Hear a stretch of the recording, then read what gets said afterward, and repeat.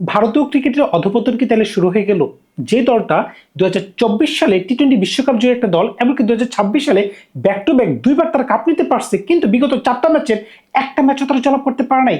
কিভাবে সম্ভব? তাহলে কি ভারতের পতন শুরু হয়ে গেল? নতুন সাইকেলে ভারতকে আর কোন ভালো কিছু করতে পারবে না?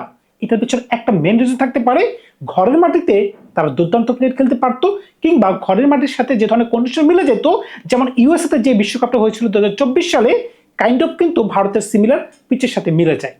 আপনি খেয়াল করে দেখেন 2024 সালে এবং 2026 সালে জেতার পরে নতুন যে ট্রানজেকশন আসছে, নতুন যে ক্যাপ্টেন আসছে শ্রেয়াস আয়ার, তিনি কিন্তু দলকে ভালোভাবে লিড করতে পারতেছে না।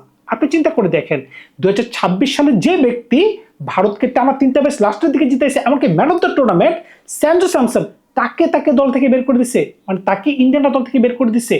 বৈভব সূর্যবংশী আমরা অনেকে ধরে রেখেছিলাম তিনি প্রথম ম্যাচ থেকেই বাজিমাত করে ফেলবেন, যদিও তিনি দুটো ছক্কা মারতে পারছেন, কিন্তু খুবই বাজেভাবে তিনি আউট হয়েছেন, তিনি কিন্তু এক্সপোজড হয়ে গেছেন। আইপিএল কিন্তু খেলা নষ্ট করে দিতেছে, আপনি মানেন আর নাই বান। কি কারণে আইপিএল নষ্ট করে দিতেছে? একটা সময় কিন্তু আইপিএল এর কারণে কিন্তু ইম্প্যাক্ট প্লেয়ার, যে ইম্প্যাক্ট প্লেয়ারের কারণে অলরাউন্ডার কিন্তু হারে যেতেছে। আপনি খেয়াল করে দেখে শিবম দুবের বল করা লাগতেছে না, হার্দিক পান্ডিয়া বল করা লাগতেছে না। তাহলে এটা কিন্তু ভারতীয় দলের জন্য একটা অভিশাপে পরিণত হয়ে যাবে অদূর ভবিষ্যতে। কি কারণে? আইপিএল এ শুধুমাত্র যারা প্রপার ব্যাটসম্যান আছে তাদেরই যোগ্যতা আছে, এমনকি যারা প্রপার বলার আছে তাদেরই যোগ্যতা আছে। অলরাউন্ডার যে জিনিসটা ক্রিকেটের সবচেয়ে গুরুত্বপূর্ণ, যে কারণে জ্যাক ক্যালিস, বেন স্টোকস, তাদের মতো প্লেয়ার যে এত পরিমাণে হাইলি রেটেড, কিন্তু আইপিএল কিন্তু তাদের মতো প্লেয়ারকে সাইড লাইনে সরাই দিতেছে। এটার জন্য কিন্তু ভারত ভুক্তভোগী হলেও হইতে পারে, এটা একটা ভ্যালিড রিজন, এমনকি মেন রিজন। আইপিএল এর কারণে ভারত কিন্তু সামনের দিকে আগাইতে পারতেছে না। অদূর ভবিষ্যতে যদি ভারত যদি এই নাম থেকে না বেরোতে পারে, তাহলে হয়তো বা তারা ভালো অলরাউন্ডার তৈরি করতে পারবে না, এমনকি 6-7 নম্বরে যারা ভালো ব্যাটিং করতে পারে, যারা বোলিং করতে পারে, ওই ধরনের ক্রিকেটার কিন্তু হারা যাবে, এমনকি তারা কিন্তু তলানিতে পড়ে যাবে। সবচেয়ে বড় কথা হচ্ছে তাদের লোয়ার মিডল অর্ডার নাই। আপনি বলতে পারেন হার্দিক পান্ডিয়া নাই, হ্যাঁ ঠিক আছে, উনি যখনই দলের সাথে যুক্ত হবে এই দলটাকে দেখতে ভালো লাগবে, কিন্তু শুধুমাত্র হার্দিক পান্ডিয়ার কারণে কি ম্যাচ হারতেছে? অন্যদিকে আপনি যখন ইংল্যান্ড কন্ডিশনে খেলবেন, আপনি কিভাবে 3জন স্পিন বোলার খেলান? আপনি একবার চিন্তা করতে পারতেছেন। রবি বিষ্ণুই গতকাল দেখতে পাইলাম তিনি 3টা নোবল দিচ্ছেন, ফ্রি হিটে 3টা ছক্কা হয়েছে, এমনকি 4 ওভারে তিনি 60টা রান দিচ্ছেন। ভাই, যে নোবলগুলো তিনি দিচ্ছেন, যখন তিনি প্র্যাকটিস করতেছেন, এই নোবলগুলো কিন্তু প্র্যাকটিসের সময় হবে। যারা প্র্যাকটিসের সময় তাকে তত্ত্বাবধান করতেছে তারা কি দেখে না? এটা আমার বলার বিষয় না। আমার কথা হচ্ছে তারা কি কন্ডিশন বুঝতে পারে না? যে কন্ডিশনটা তাদের ঘরের মাটির মতো না, যদি এশিয়ান কন্ডিশন হইতো তাহলে আপনি বরুণ চক্রবর্তী, তারপরে রবি বিষ্ণুই, এমনকি অক্ষর প্যাটেলকে আপনি খেলাতে পারতেন। শুধুমাত্র অক্ষর প্যাটেলকে ছাড়া কোনো বলারকে যেন ছন্দে মনে হচ্ছিল না। ভাই 190 রান টি-20তে একবারে কমও না, আবার একবারে বেশিও না। কিন্তু যখনই ভারত বল করতে আসলো, যখন আর্শদীপ সিং একেবারে মাঝখানে 2টা উইকেট ফেলে দিল, তখন কিন্তু আমার কাছে মনে হয়েছিল যে খেলা কিন্তু ঘুরে যাবে। কিন্তু যেভাবে হেরি ব্রুক খেলাটাকে সামনে থেকে এগিয়ে নিয়ে গেলেন 3 নম্বর ওভারে, মারাত্মক ভাই মারাত্মক। যে আর্শদীপ সিং প্রথম ওভারে মাত্র 1 রান দিয়ে 2টি উইকেট নিয়েছেন, এর পরের ওভারে তিনি খাইলেন 28 রান, এমনকি 17তম ওভার কিংবা 16তম ওভারে সর্বোচ্চ রান কিন্তু খাইলেন রবি বিষ্ণু। এই 2টা ওভার যদি আপনি মিলান, রান সম্ভবত 60 বা 61 রান হতে পারে। বুঝতে পারতেছেন রবি বিষ্ণু যে ধরনের বাজে বোলিং করছে, ইন্ডিয়া কিন্তু খেলা থেকে তখনই ছিটকে পড়ে গেছে। কিন্তু আমার কথা হচ্ছে শুধুমাত্র হার্দিক পান্ডিয়া নাই, আর হচ্ছে জাসপ্রীত বুমরা নাই। এই 2টা কারণে কিন্তু ইন্ডিয়া কিন্তু ভালো করতে পারতেছে না। জাসপ্রীত বুমরা নিঃসন্দেহে এই যুগের সেরা বোলার, এমনকি টি-20তে তার 4টা ওভার কিন্তু খুবই গুরুত্বপূর্ণ।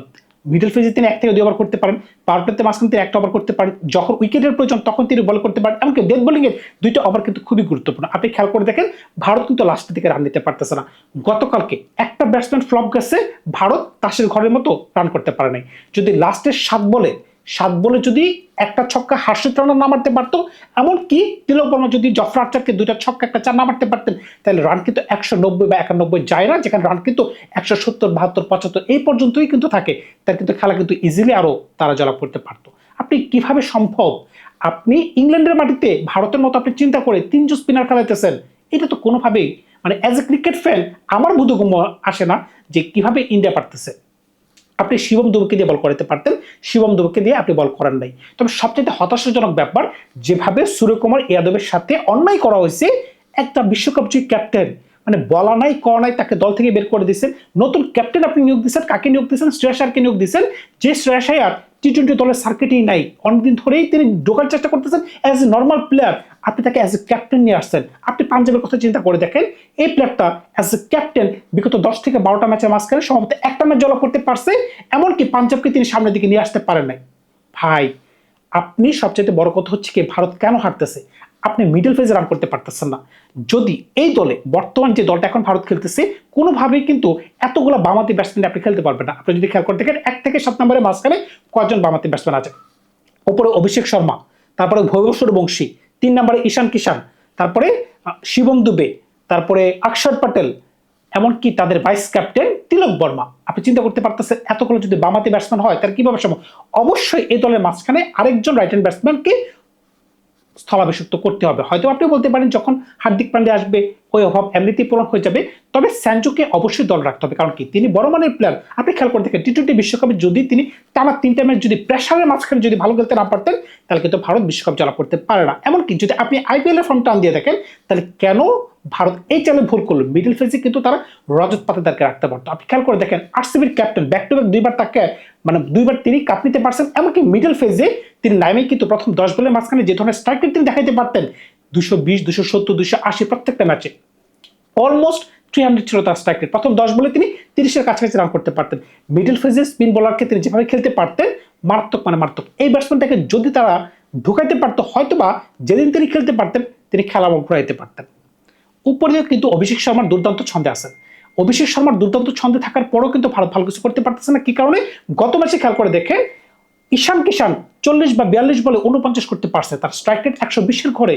শিবম দুবে এক ম্যাচে ফ্লপ 6 বলে 5 রান করতে পারছে, রান নাই। লাস্টের 7 ওভারে তারা মাত্র 60 রান করতে পারছে। আমি কিন্তু আগেই বলেছিলাম লাস্টের 7 বলে আসছে 20 থেকে 22 রান।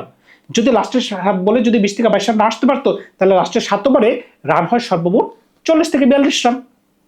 তার মানে কি আপনি নিচের দিকে রান করতে পারতেছেন না, কিভাবে সম্ভব? আপনি কিভাবে রান করবেন? একটা ব্যাটসম্যান তিলক বর্মা যে কিনা আমরা দেখতাম 3 নম্বরে ব্যাটিং করতে পারতেন, আপনি তাকে ফিনিশার বানাই দিচ্ছেন।